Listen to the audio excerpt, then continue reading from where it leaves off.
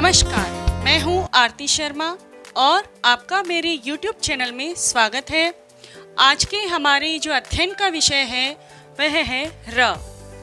र एक विशेष वर्ण है जो कि जिसमें कि कई गलतियां जो हैं हम लोग लिखते समय कर देते हैं। चलो हम इसका अध्ययन करते हैं कि हमें इसके क्या नियम अपनाने चाहिए और क्या भूल करने से हमें बचना चाहिए।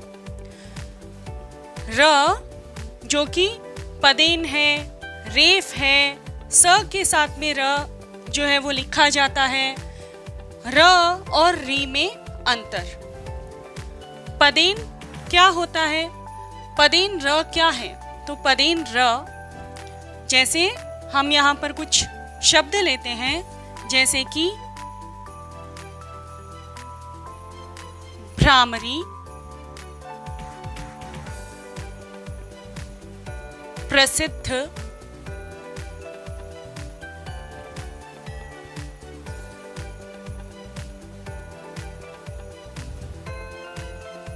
भ्रामरी, प्रसिद्ध, प्रेम, प्रमाद,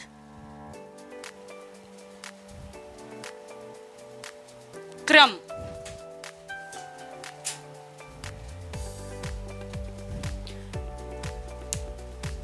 पदेन का मतलब क्या है? पद यानी कि पैर, जो पैरों में लगा हो। तो यहाँ देखिए आप कि यहाँ पर जब हम उच्चारण कर रहे हैं तब हम किस तरह से उच्चारण कर रहे हैं? भ्र, भ्र। तो जो हमें जो उच्चारण यहाँ पर हमारे सामने आ रहा है वो भ और र का आ रहा है। तो जब हम इसका अभी इसको हम समझेंगे कि यहाँ पर र आधा है या पूरा है। तो यहाँ पर र आधा है या पूरा है? तो यही तो यहाँ पर जो गलती होती है कई विद्यार्थियों से या बड़ों से भी कि र यहाँ पर वे समझते हैं कि आधा है। बड़े और बच्चे यही गलती करते हैं कि भ पूरा समझते हैं और र को आधा। तो अगर हम इसको यहाँ इस तरह से लिखें, भा रमरी, ये तो उच्चारण ही गलत है। तो इसका मतलब ये हुआ कि आप उच्चारण तो आप इसका उच्चारण सही तरीके से करें, भ्रामरी। भ का उच्चारण आधा हो रहा है, कितना जल्दी बोलने में आ रहा है, स्वयं देखें। भ्रामरी, भ जो है उच्चारित जल्दी हो रहा है। र जो है यहाँ पर पूरा उच्चारण, र का यहाँ पर पूरा उच्चारण हो रहा है। प्रसिद्ध, प जल्दी इसका उच्चारण हम कर रहे हैं क्योंकि वो आधा है और र जो है वो पूरा है।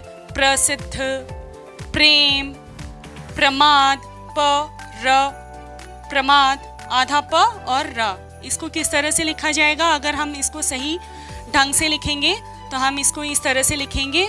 यदि हम इसको लिखेंगे तो हम इस तरह से लिखेंगे, प र, ये यूं लिखा जाएगा। लेकिन ये इस तरह से लिखना जो है ना वो अच्छा नहीं लगेगा, सुंदर नहीं लगेगा, मानक हिंदी में इसका स्थान नहीं है। तो हम किस तरह से लिखेंगे? र को उसके खड़ी पाई का जो अक्षर हैं उनको उसके पाँव में लगा देंगे। जैसे यहाँ लगाया हमने प, इसके पाँव के अंदर, इसके पाँव में र को लगा दिया, इसीलिए इसको पदेन र कहा जाता है। हाँ, ये तो आप लोगों ने समझा कि जो खड़ी पाई वाले अक्षर होते हैं उसमें र को उसमें पदेन र लगाया जाता है क्योंकि र पूरा है और जो अक्षर हैं, दूसरे जो अक्षर होते हैं जिनके पाँव में र को लगाया जाता है वो आधे होते हैं। अब खड़ी पाई के अलावा उसके बजाय और कई अक्षर ऐसे होते हैं जो गोल होते हैं, जैसे कि ट, ड, ट, ठ। तो ये भी अक्षर हैं जो कि गोल हैं। तो इसके साथ में इसको कैसे लगाया जाएगा पदेन र को?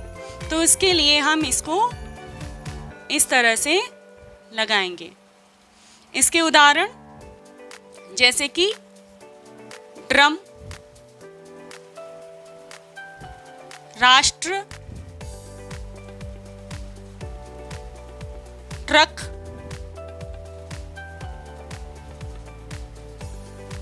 तो इस तरह से जो गोल अक्षर होते हैं उसके साथ उसके नीचे पदेन र इस भांति लगेगा।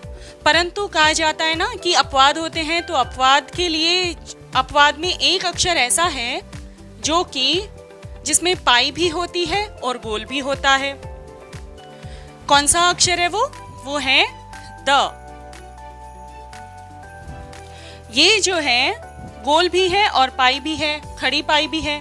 तो इसके साथ में क्या करेंगे? तो इसके साथ में पदेन र जो है वो यहाँ द के पास में लग जाएगा, जैसे द्रुम। तो जो द है, द में पदेन र इस भांति लगेगा। अब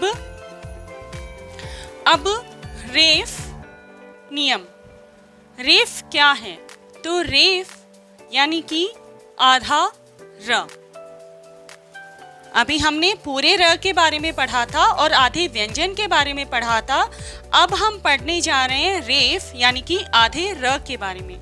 तो आधा र हम किस तरह से प्रयोग करते हैं शब्दों में। र जो होता है उसके कुछ नियम हैं जो कि हमें जान लेने चाहिए कि ये शब्द के पहले अक्षर पर प्रयोग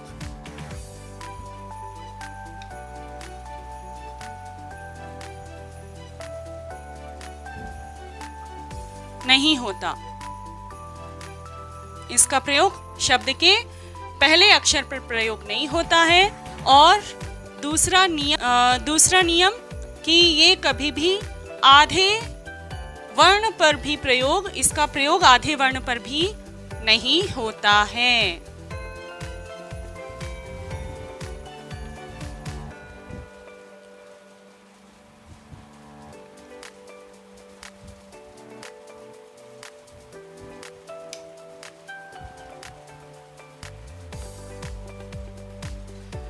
आधे वर्ण पर भी इसका प्रयोग नहीं होता है।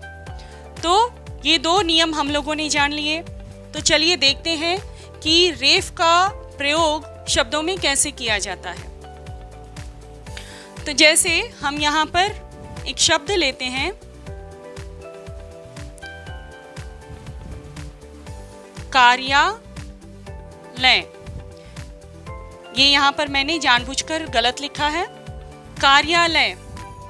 तो जब हम उच्चारण करते हैं कार्यालय, तो र जो है कितना जल्दी हम र का जो है हम कितना जल्दी उच्चारण कर रहे हैं। कार्यालय र जिस वर्ण के ठीक पहले बोला जाएगा, र जिस वर्ण के ठीक पहले बोला जाएगा उसी वर्ण के ऊपर उसको लगा दिया जाएगा रेफ। उसी वर्ण के ऊपर रेफ को लगा दिया जाएगा, रेफ को। किस तरह से? क्या ये सही है? आपको लगेगा कि ये सही है, परंतु ये सही नहीं है। कि किस तरह से सही होगा, इसको हम दोबारा यहां लिख रहे हैं।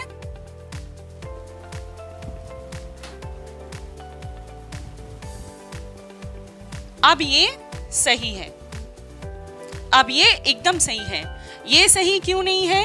क्योंकि हमने ये तो पढ़ा कि ठीक वर्ण के पहले यदि र का आधे र का उच्चारण हो रहा है तो उस वर्ण के ऊपर लगा दिया जाना चाहिए, य के ऊपर हमें लगा देना चाहिए। परंतु हम ये भी तो देख रहे हैं कि इसमें आ की मात्रा आ रही है और आ की मात्रा की जो खड़ी पाई है उसके ऊपर ये रेफ लगना चाहिए, ये र जो है वो लगना चाहिए। तो कहाँ लगना चाहिए? मात्रा, आ की मात्रा की खड़ी पाई के ऊपर, आ की मात्रा के ऊपर लगना चाहिए। कार्यालय, इसी तरह से कार्यक्रम, चलिए कार्यक्रम,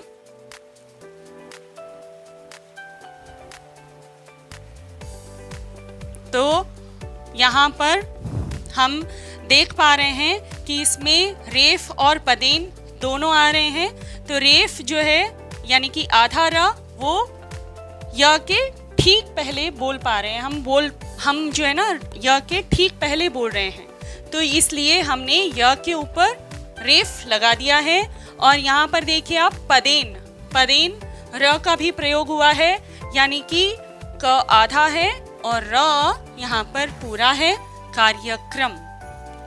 इसी भांति हम और शब्द देखते हैं यहाँ पर, आशीर्वाद,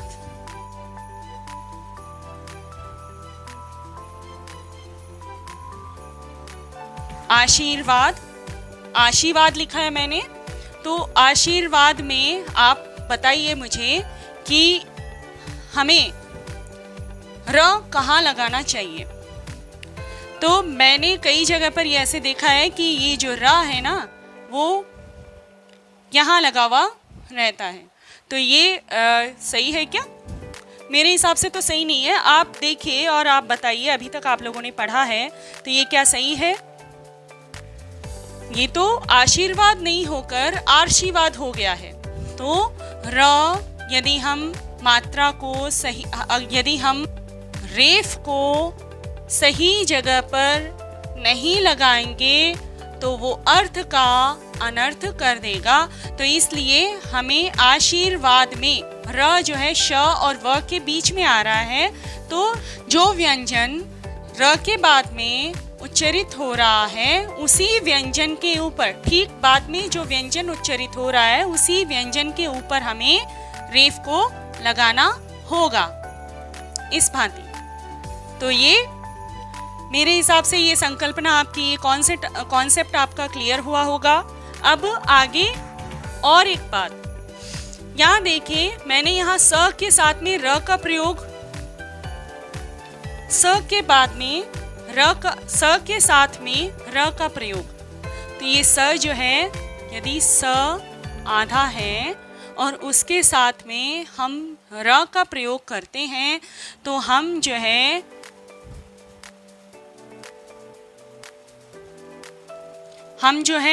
इस भांति लिखते हैं। और इसका उच्चारण स के साथ में र का प्रयोग, आधे स के साथ में र का प्रयोग यदि हम करते हैं तो स्र को हम इस भांति लिखते हैं। और इससे संबंधित शब्द हैं स्रोत। तो पढ़ने में बड़े बच्चे गलती करते हैं कि वे स्रोत नहीं पढ़कर स्त्रोत पढ़ते हैं। तो यहाँ पर ये बात भी ध्यान देने लायक है कि वो स्त्रोत नहीं होता है, स्रोत होता है। एक बात ये हुई। इसके बाद में र तथा री का प्रयोग, तो र, एक बात ये हुई। इसके बाद में र तथा री का प्रयोग, र व्यंजन है, री स्वर है। र और री से संबंधित कई गलतियां बच्चे करते हैं। बच्चों को जब गृह कार्य दिया जाता है तो जब वो अपनी पुस्तक में लिखते हैं, अपनी अभ्यास पुस्तिका में लिखते हैं, तो वे कुछ इस भांति लिखते हैं,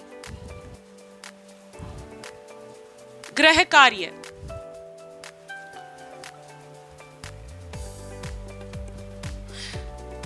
वो इस भांति लिखते हैं गृह कार्य, गृह कार्य। और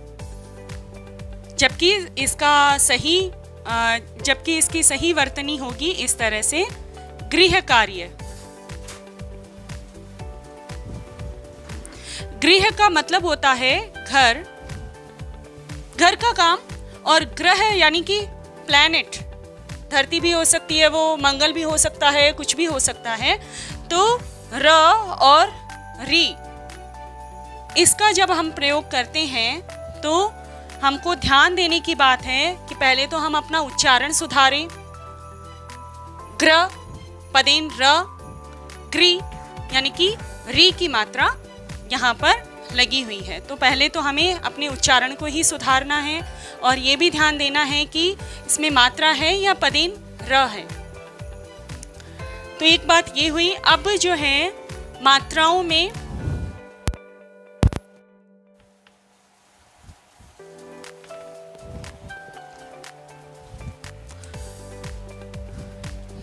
में हम ये देखते हैं कि जब जैसे मात्राएं होती हैं, सभी स्वरों की मात्राएं होती हैं, तो उसको हम किस भांति लिखते हैं।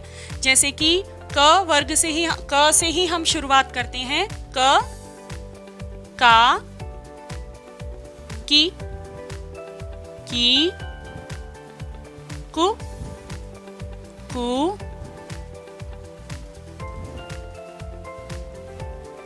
के, कै,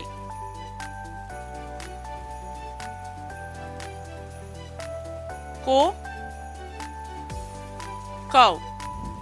तो ये मात्राएं क से लेकर ज्ञ तक सभी व्यंजनों में समान हैं, परंतु जो ऊ की मात्रा है, ऊ इसकी जो मात्रा है वो र में अलग तरीके से लगती है।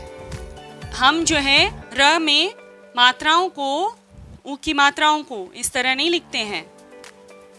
ये अगर इस तरह से बच्चा लिख रहा है या बड़ा भी कोई लिख रहा है तो ये गलत है, इस तरह से नहीं है। इसको हम किस भांति लिखेंगे? इसको हम लिखेंगे इस भांति। र में ऊ की मात्रा इस भांति होगी। इसमें भी कई जगह पर गलतियां होती हैं। किस तरह से करते हैं कि भाई जो ऊ की मात्रा है वो तो र को यहाँ र के पीठ पर ही लगनी है, परंतु जो है ना समान ही लगा देते हैं। जैसे छोटे ऊ की मात्रा और बड़े ऊ की मात्रा को जो है ना वो समान ही लगा दिया जाता है, एक समान ही। तो क्यों? क्योंकि ऊ की मात्रा ही तो है और लगी हुई पीठ पर ही है र के।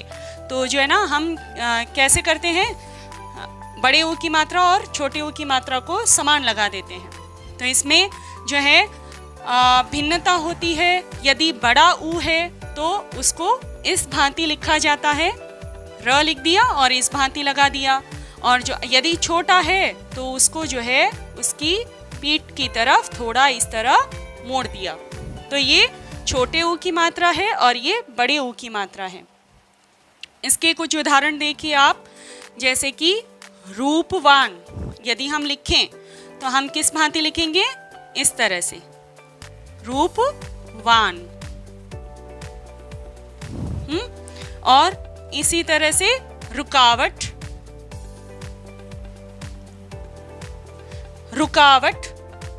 जल्दी उच्चारण कर रहे हैं हम, रुकावट। तो इसका मतलब छोटा ऊ है, तो इसलिए हमें उसको पीठ की तरफ मात्रा को मोड़ देंगे, क्योंकि दूसरे वर्णों में भी तो हम इसी तरह से करते हैं, इस तरह से करते हैं। और बड़ा ऊ जो है वो इस तरह से लिखा जाता है, छोटा ऊ इस तरह से लिखा जाता है। तो इसी भांति रुकावट यूं लिखा जाएगा। यदि आप र वर्ण को भली भांति समझ लेते हैं तो जब वर्णों का विच्छेद किया जाएगा, वर्ण विच्छेद जब आप करेंगे तो आपको इसमें कोई भी परेशानी नहीं होगी। आशा है आप सभी को समझ में आया होगा। यदि समझ में आए तो मेरे चैनल को प्लीज़ सब्सक्राइब कीजिएगा और लाइक का बटन ज़रूर दबाइएगा और साथ ही साथ कमेंट करके ये बताइएगा कि आपको मेरा ये वीडियो कैसा लगा। धन्यवाद।